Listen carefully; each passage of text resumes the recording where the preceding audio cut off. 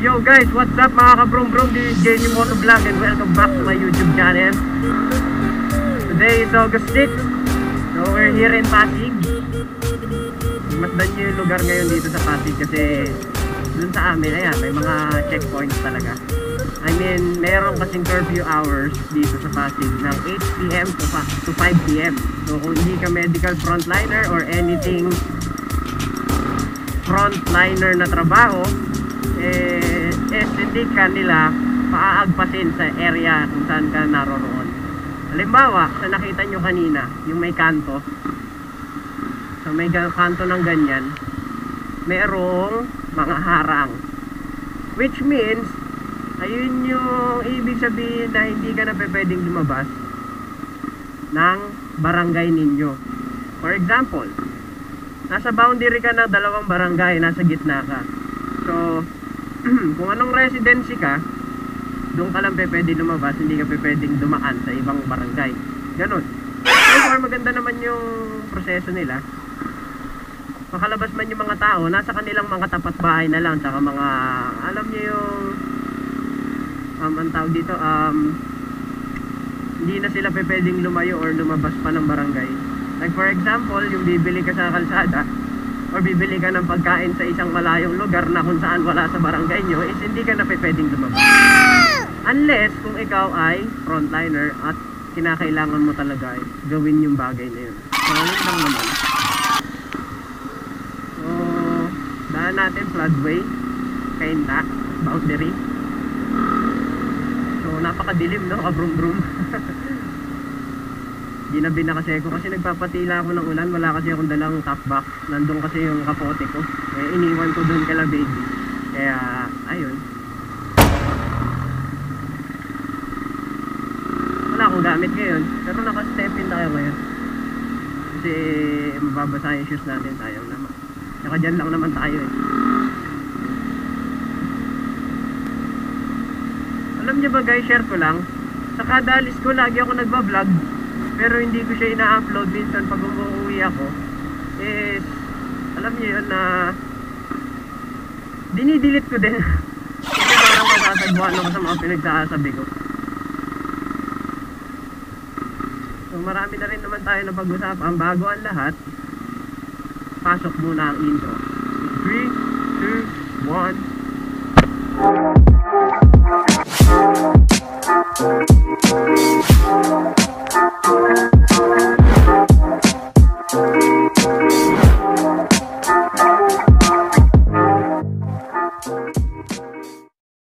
What's up sa inyo mga ka-brum-brum?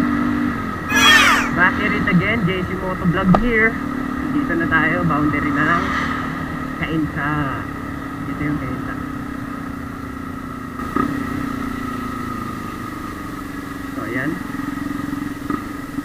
So ride safe sa lahat ng mga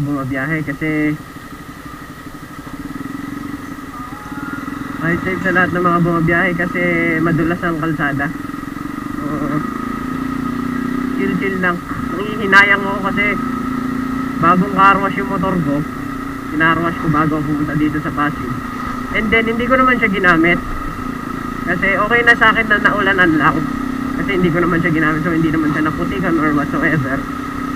Ang pinag-aano ko lang is nung umalis ako ngayon, siyempre basa yung kalsada, may mga putik yan. Patay na naman tayo sa linisan niya kahit sabihin mo wala ng ulan. Sa kalsada yung inaano ko. So yun guys, update ko lang kayo. Bali siguro pag mag-upload na ako ng mga videos once a week or twice a week, it's either Wednesday and Thursday or Wednesday and Friday. Ayun ang mga estimated schedules ko na mag-upload sa aking vlog. So shoutout sa lahat ng mga sumusuporta sa aking totoo at sa mga walang sawang sumusuporta sa atin ng tunay at nag-e-enjoy sa munting mga vlogs natin na ginagawa. So hindi man tayo masyadong mapalad sa pagka-capture ng mga lugar sa kalsada, at least nakakapagbigay handog or nakakapagbigay aliw ako sa inyo kahit pa paano. Hindi pong malabo man yung camera ko, malabo man yung nakikita nyo na tanawin sa kada vlog ko, at least Ako naman, ginagawa kong way is para naman maibsan yung ganong klaseng pagkabagot sa panonood, eh lalagyan ko ng konting twist or kahit man lang sa ganda ng content makabawi. So ako naman, marami rin ako natutunan sa mga motovloggers na sinasabi nila, it's not just the cam, it's all about your content on how you deliver it to the other people na sumusuporta sa'yo. So ayun, ayun lagi tinatatak sa isipan ko. Pero syempre, hindi naman habang buhay na ganito tayo, di ba, na malabo yung camera natin. Sooner or later, eh, gaganda rin naman yung videos natin, yung quality, di ba? Syempre, ang ganda nga ng content ko, syempre, ganda mo na rin yung cam mo. Para naman at least, maganda na yung cam, maganda pa yung content, boom, panis, di ba? Hindi, mag-click. Sa mga bawat upload ko na vlog, hindi ko naman gustong ma-recognize ako ng mabilisan, pero kasi sa ganda ng mga content ko paminsan, ayoko i-miss yung opportunity na mahikayat kayong manood, kasi parang alam niyo yun na makakatulong kasi sa inyo or idea, makakapagbigay idea kasi sa inyo yung alam niyo yung mga ina-upload ko paminsan. Nag-aano tayo na papashare tayo sa mga subscribers and sa mga followers and supporters natin ng ganung klaseng vid. Hingga nga ni Idol Reed, ni Boss Reed, is wag mong pilitin yung tao na lumapit sa'yo. Kasi kung nasa ano mo naman yan eh, nasa content mo naman yan, and then sa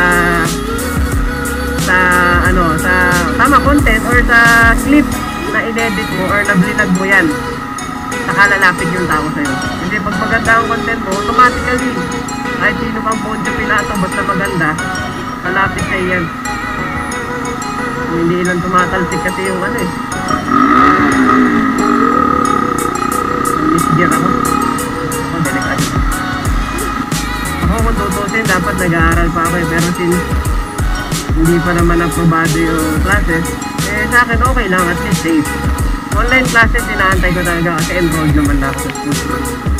Ayun lang naman. Para syempre, kahit pa paano, sayang kasi yung panahon na natitenga ka, imbis na dumadagdag na yung year level mo, natututo ka na ng mga topics na gusto mong matutunan before nung nagpapasok ka pa. Eh ayun, sayang yung opportunity. Pero ganun talaga. Kesa naman pilitin natin magpamasok tayo, hindi pa naman aprobado ng gobyerno. Sumunod na lang tayo. Siguro dito ko na i-stop yung video, short clip lang naman to. Maraming salamat sa suporta. And then syempre, once again, shout out sa mga patuloy na sumusuporta. At kung bago pa lang kayo dito sa YouTube channel ko, naway may mga makuha kayong mga idea para naman if it case na mag-motovlog na kayo or mag-vlog kayo ng ibang mga concept. So yun lang mga ka-broom-broom. I hope you enjoyed this short video clip of mine. Suporta na lang ulit at uulitin ko ulit ng paulit-ulit. Maraming salamat sa inyo mga ka-broom-broom. This is JC Motovlog signing out. Peace. Love you all guys.